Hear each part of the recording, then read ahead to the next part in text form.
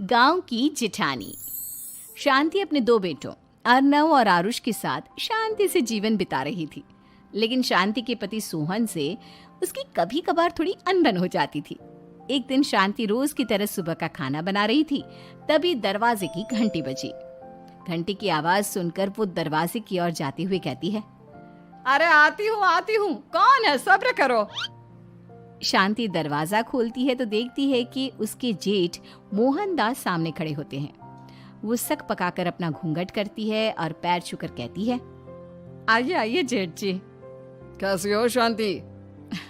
जी मैं तो बिल्कुल ठीक हूँ, सब आपकी मेहरबानी है भाई साहब। शांति और मोहनदास की बातें सुनकर शांति का पति सोहन और उसके दोनों बेटे बाहर आ जाते हैं। अरे भैया राम राम, कैसे हो आप? राम राम भाई। अरे शांति, ऐसे खड़ी खड़ी क्या देख रही हो?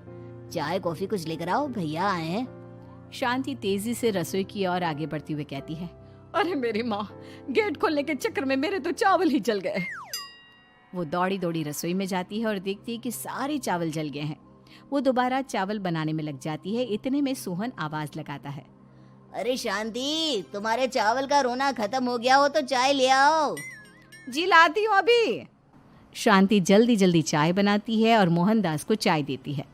सब एक दूसरे की खैर खबर पूछते हुए चाय पीते हैं। चाय खत्म होती ही मोहनदास शांति की ओर देखते हुए मजाक में कहते हैं, शांति, अब तुम्हारी चाय में दम नहीं रहा, अब हमें चाय बनाने वाली बदलनी पड़ेगी। ये कैसे मुमकिन होगा जेठ जी, घर और बाहर का सारा काम मुझे ही करना पड़ता है और कभी कभी जल्दी जल्दी के चक्कर में काम बिगड़ जाते हैं, जैसे आज चावल जल गए। अरे इसी का तो हल लेकर आया हूँ। मैंने रिश्ता देखा है अर्नव और आरुष के लिए। दोनों लड़कियाँ बहुत सुंदर और सुशील हैं। अगर आप दोनों इजाज़त दें तो बात करूँ आगे। सोहन और शांति रिश्ते की बात सुनकर कहते हैं, अब ठीक है, बात चलाइए ना भैया, पर पहले लड़की के बारे में कुछ बताइए तो सही। हाँ हाँ भाई साहब, लड़की कैसी है, परिवार कैसा है, कहाँ के रहने वाले हैं? देखो, परिवार तो बहुत अच्छा है, पर वे दोनों लोग बहुत गरीब हैं। दहेज में कुछ मिलेगा नहीं। अरे हमें दहेज में कुछ चाहिए भी नहीं, बस लड़की संस्कारी होनी चाहिए। एक लड़की तो पढ़ी लिखी है और शहर की रहने वाली है, पर दूसरी अपनी गरीबी की वजह से पढ़ न सकी और गांव में रहती है। लेकिन दोनों है बहुत खूबसूरत। अगर तुम सबको देखते ही पसंद ना आ जाए तो मेरा नाम बदल देना। हाँ, पर तो हम आंखें मूंद कर भरोसा कर सकते हैं भैया। आप आगे बात चलाइए, हम शादी करने को तैयार हैं। कुछ ही दिन में अर्नव और आरुष की शादी हो जाती है।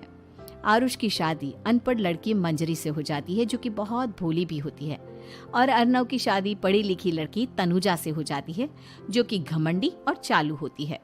एक दिन मंजरी घर के काम कर रही थी कि अचानक शांति उसे आवाज लगाती है, बड़ी बहू, ओ बड़ी बहू, मंजरी जल्दी यहाँ आओ। मंजरी जल्दी जल्दी शांति के पास जाती है। बेटा मेरे पैर दबा दे, बहुत दर्द हो रहा है। जी माँ जी, बस बर्तन धोकर आती हूँ। अरे बैठ यहाँ, मेरे पैर में बहुत तेज दर्द हो रहा है, बर्तन छोटी बहू धो लेगी। मंजरी शांति के पैर दबाने लगती है तो शांति तनुजा को आवाज लगाती है, छोटी बहू, ओ छोटी बहू। तनुजा थोड़ी देर से आराम से चलकर आती है। जी माँ जी, आपने बुलाया मुझे? आपको कोई काम था क्या? तू कुछ काम कर रही है या?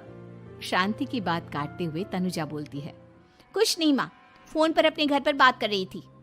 अरे बाद में बात करियो अपने घर वालों से, पहले जाके बर्तन धो ले।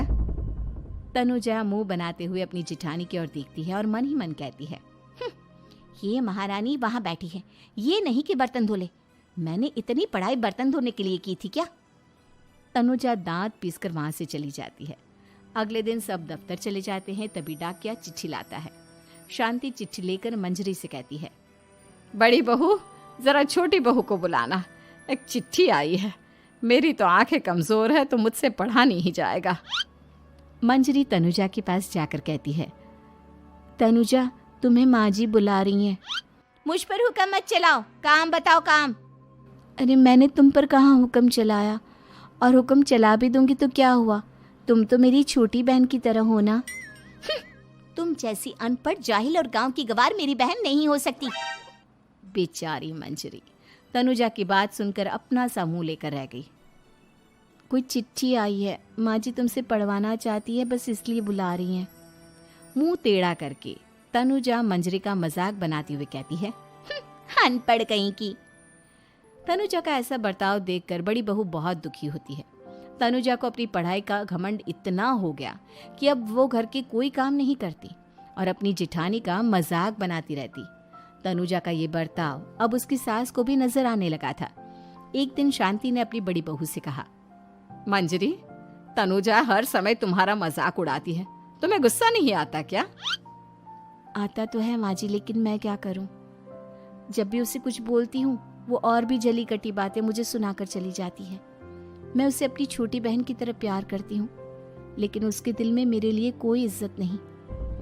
बहू, तूने वो कहावत सुनी है, जुल्म करने वाले से ज्यादा जुल्म सहने वाला अपराधी होता है।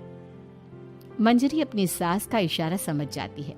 वो अपनी देवरानी को सबक सिखाने की ठान लेती है और एक दिन शांति अपनी दोनों बहुओं के साथ बैठी थी तो शांति अपनी बड़ी बहू से पूछती है, अरे बहू, शाम होने को है, कुछ सोचा है क्या बनेगा खाने में?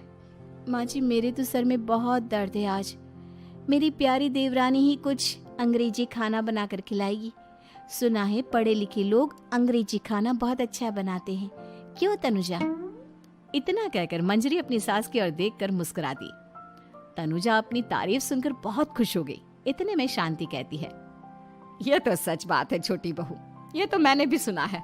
हम भी पक गए हैं बड़ी बहू के हाथ का खाना खा खा कर। तनुजा, तुम्हारी माँ भी तो तुम्हारे खाने की बहुत तारीफ करती हैं। आज हमें भी खिला दो कुछ अच्छा सा बनाकर। शांति की बात सुनकर छोटी बहू और आसमान पर चढ़ गई, पर उसे ये कहाँ पता था कि उसकी सास और जेठानी उसे सबक सिखाना चाहती हैं। तनुजा अपनी तारीफ सुनकर खुश तो बहुत होती है, पर सोचने लगती है, मुझे तो कैसा भी खाना बनाना नहीं आता। अब मैं क्या करूंगी? अगर मैंने इनको सच बता दिया तो मेरी सारी इज्जत मिट्टी में मिल जाएगी। अरे छोटी बहू, क्या सोच रही हो? खिलाओगी ना अपने हाथ का अंग्रेजी खाना? छोटी बहू हाँ में सर हिला देती है। अचानक से उसके दिमाग में एक आइडिया आता है। मैं इंटरनेट से देखकर कुछ बना लेती हूँ, मेरी वाहवाही पूरे घर में हो जाएगी। मुझे कौन सा रोज रोज बनाना है। माँ जी, आज आप सबको ऐसा खाना खिलाऊंगी कि। इतने में शांति छोटी बहू की टांग खींचते हुए कहती है कि पता नहीं कैसा खाना खिलाओगी। ए ऊपर वाले, हमारी रक्षा करना। इतना बोलकर शांति और मंजरी दोनों जोर जोर से हंसने लगते हैं। अब तनुजा रसोई घर में चली जाती है और खाने की तैयारी करने लगती है, पर उसे रसोई घर की चीज़ों के बारे में तो कुछ नहीं पता। जैसे तैसे सारी चीज़ें निकालती है और इंटरनेट पर देखकर खाना बनाती है। कुछ ही देर में सब लोग घर आ जाते हैं। अरे सुनते हो, आज का खाना हमारी छोटी बहू बना रही है।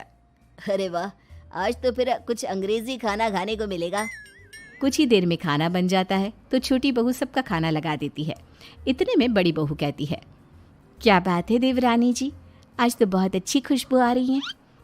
ये बात तो सही कही बड़ी बहू तूने, खुशबू तो अच्छी है। ऐसी खुशबू तो मेरे खाने में भी नहीं आती। सब मिलकर छोटी बहू की बहुत तारीफ करते हैं और छोटी बहू 7वें आसमान पर बैठ जाती है। अब सभी खाना खाते हैं। जल्दी जल्दी दो, अब तो मुंह में पानी आ रहा है। हाँ, मुझसे भी नहीं रुका जा रहा। जैसे ही सोहन एक निवाला खाता है तो उसकी आंखों से पानी आने लगता है। ये देखकर शांति सोहन से पूछती है, क्या हुआ जी, खाना इतना अच्छा बना है कि आंखों से पानी आ गया? सोहन चुप रहता है और धीरे धीरे से खाना शुरू कर देता है।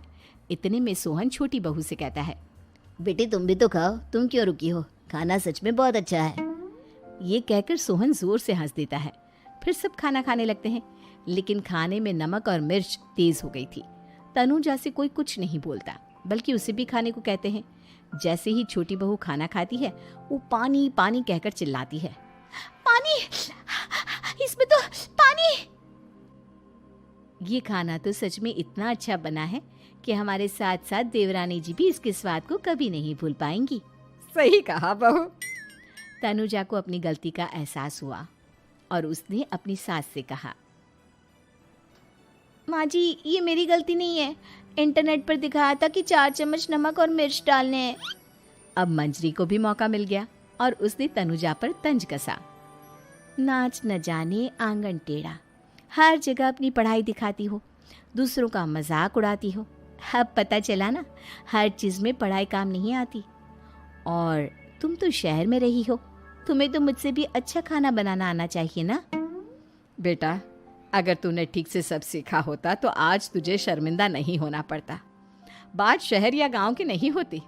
मंजरी गांव से आई है, लेकिन उसे घर का काम करना और खाना बनाना सब अच्छी तरह से आता है। तुम शहर में रही हो, तुमने ये सब क्यों नहीं सीखा? छोटी बहू सर नीचा कर सबसे माफ़ी मांगती है और बहुत शर्मिंदा होती है।